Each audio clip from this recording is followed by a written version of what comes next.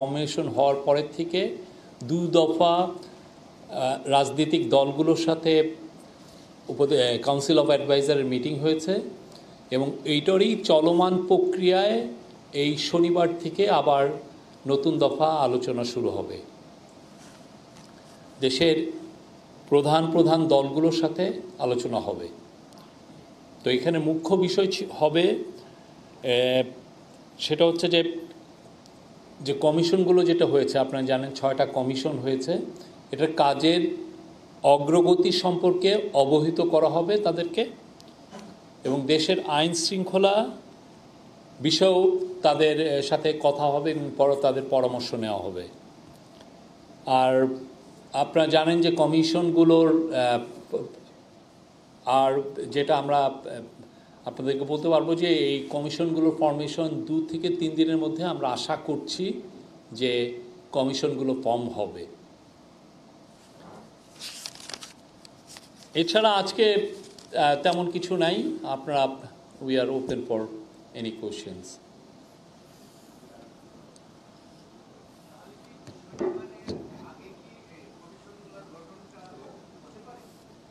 এই কমিশনের গঠনটা ডিপেন্ড করছে এই পলিটিক্যাল টক্সের উপরে না, এটা জাস্ট কিছু আপনারা জানেন যে কমিশনগুলোর প্রধান অলরেডি কাজ শুরু করেছেন, ওদের টিওআরও হয়েছে, টার্মস অফ রেফারেন্স হয়েছে এবং তাদের জন্য অফিসগুলো খোঁজা হচ্ছে। এখন জাস্ট যেটা হচ্ছে যে জাস্ট যারা যারা কমিশনের মেম্বার হবেন অনেকের ক্ষেত্রে সম্মতি লাগে, তাদের সাথে কনসালটেশন হচ্ছে, এই বিষয়গুলো। এটা পলিটিক্যাল টক্সের উপরে ডিপেন্ড করছে না।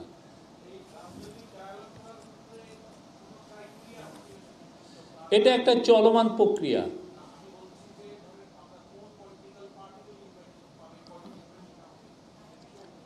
এটা পুরোটাই উপদেষ্টা মণ্ডলী এটা ডিসাইড করবেন। আমি যেটা জেনেছি সেটা হচ্ছে প্রধান প্রধান দলগুলোকে ইনভাইটেশন করা হবে। আবারও বলছি, প্রধান প্রধান দলগুলোকে ইনভাইটেশন করা হবে। আপনারা এটা শনিবারই দেখবেন, আপনারা জানতে পারবেন। এটাও আমি বলতে পারছি না আপাতত।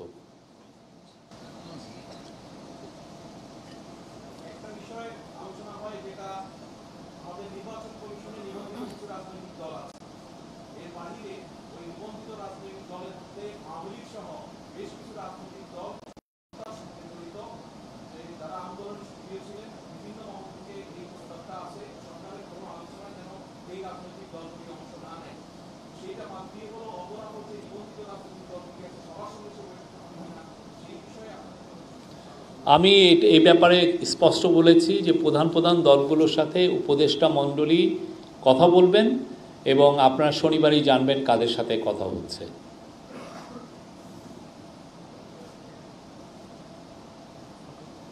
Any other questions?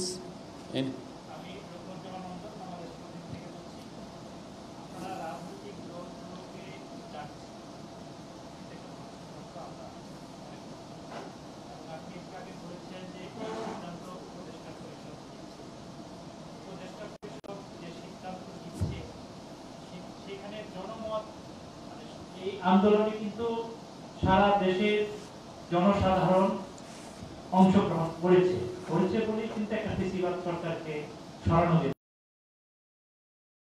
সিদ্ধান্তের ক্ষেত্রে সাধারণ জনগণের মতামতটা আপনারা কিভাবে নিচ্ছেন, প্রশ্ন 1।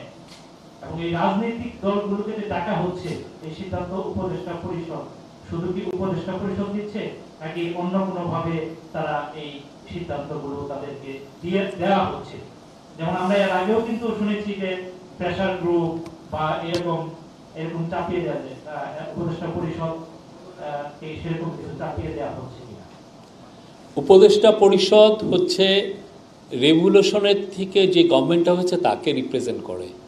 তারা বাংলাদেশের সমস্ত জনগণকে রিপ্রেজেন্ট করে। তো তারা যে ডিসিশনটা নিচ্ছে এটা জনগণেরই ডিসিশন। তারা তো বাংলাদেশের জনগণকে রিপ্রেজেন্ট করছেন। আপনি কি বলতে চাচ্ছেন যে উপদেষ্টা পরিষদ যে সিদ্ধান্ত নিচ্ছে সেটা, কিন্তু এই উপদেষ্টা পরিষদের অনেক সিদ্ধান্ত নিয়ে কিন্তু অলরেডি সমালোচনা হচ্ছে, আসছে, ফেসবুকে আমরা দেখতে পাচ্ছি অন্যান্য মাধ্যমে আমরা কিন্তু দেখতে পাচ্ছি, তাহলে এটা কিভাবে আপনি যে কোনো গভর্নমেন্টের অনেক কিছুই তো সমালোচনা হয়, এটা তো একটা ন্যাচারাল প্রসেস। এটাই তো এইভাবেই তো একটা গভর্নমেন্ট তার যে যাদেরকে রিপ্রেজেন্ট তার সাথে এঙ্গেজ হন। এটা তো এমন কিছু না, আপনি যে কোনো বিষয়ে তো একটা সমালোচনা হতেই পারে। এটা গভর্নমেন্টের ডিসিশন বা এটার কি সমালোচনা হওয়াটা কেউই তো সমালোচনার ঊর্ধ্বে না। আচ্ছা, আপনাদের যদি কোনো প্রশ্ন থাকে কাইন্ডলি করেন, একটু মতামত কম দিলেই ভালো।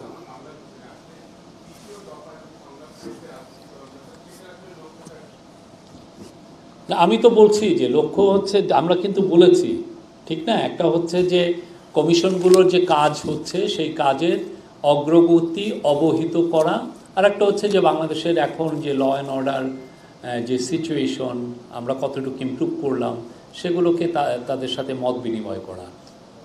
আর আপনি আবারও বলি, এই ডায়ালগটা হচ্ছে একটা চলমান প্রক্রিয়া, এর আগেও 2 দফা হয়েছে, এখন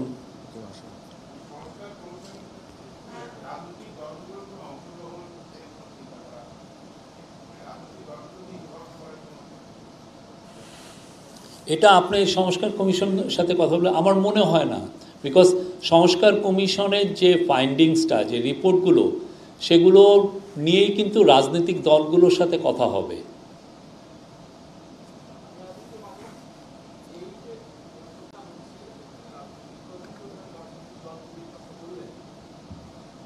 নির্বাচন অনুষ্ঠান নিয়ে কোনো রকমের সিদ্ধান্ত কিংবা দিন তারিখ এরকম কোনো বিষয় থাকবে কিনা, আর না থাকলে সেই বিষয়টা কি রাজনৈতিক দলগুলো উত্থাপন করতে পারবে বা পারে, সম্ভাবনা আছে?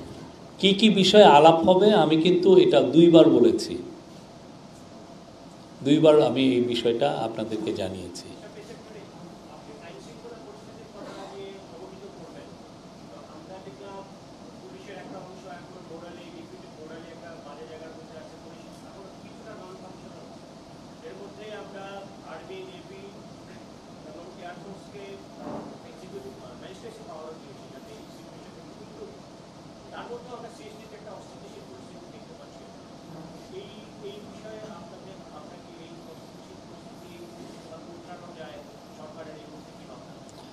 আমি মনে করি না সিএইচটিতে অস্থিতিশীল পরিস্থিতি একটা, আপনি জানেন যে একটা বাঙালি একটা যুবক একটা টিচারকে পিটিয়ে মারা হয়েছে, সে নিয়ে কিছু টেনশন হয়েছিল।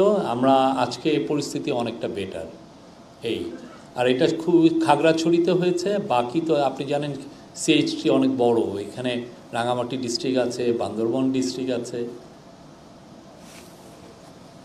একটু প্রশ্ন, আমি ইয়াসিনার বাংলাতে কাজ করি। আপনি বললেন যে রাজনৈতিক দলগুলোর সাথে মতবিনিময় শুরু হবে, আলোচনা শুরু হবে, সেক্ষেত্রে আপনাদের যে আলোচনাগুলো থাকবে, যে সংস্কার প্রস্তাবগুলো থাকবে কমিশনের, এইটা নিয়ে কি ওপেন কোনো ডায়ালগ হবে কিনা কোনো সুশীল সমাজের সাথে, কিংবা যে কোনো ভাবে হোক, এটা সবার অংশগ্রহণে ওপেন ডায়ালগটা আসলে আয়োজনের কোনো পরিকল্পনা আছে কিনা?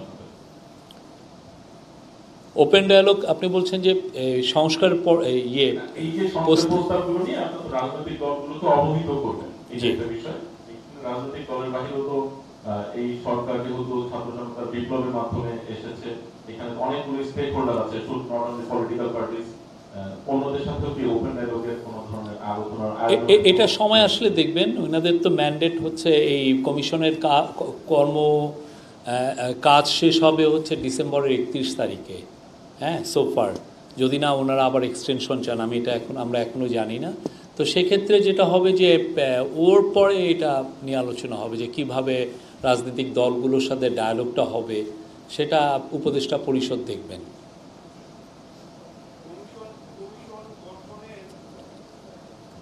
আপনার নামটা? জি,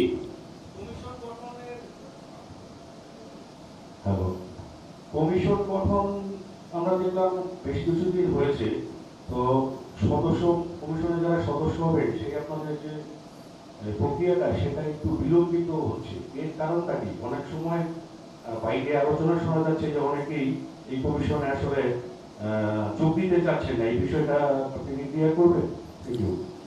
আমি তো একটু আগে বলেছি যে 2-3 দিনের আমরা আশা করছি যে 2-3 দিনের মধ্যে এই কমিশনগুলো ফর্ম হবে ফুললি। কমিশন কিন্তু প্রধান যখন নাম ঘোষণা হয়েছে তারা কিন্তু কাজ করছেন, তাদের টার্মস অফ রেফারেন্সও কিন্তু ঠিক হয়ে গেছে, তারা এখন অফিসের স্পেস খুঁজছেন। এখন যেটা হচ্ছে যে কিছু নাম যারা মেম্বার হবে ওই কমিশনগুলোর, তাদের নিয়ে দু একটা সম্মতি চাওয়া হচ্ছে যে আপনি কি কয়েকজনকে যাদের নাম প্রস্তাবনা হচ্ছে, আপনারা জানেন তো সেখানে একটা স্ক্রিনিং হয়, এটা অনেক সময় 2-1 দিন বেশি লাগতে পারে, এটা এমন কিছু না। ওকে।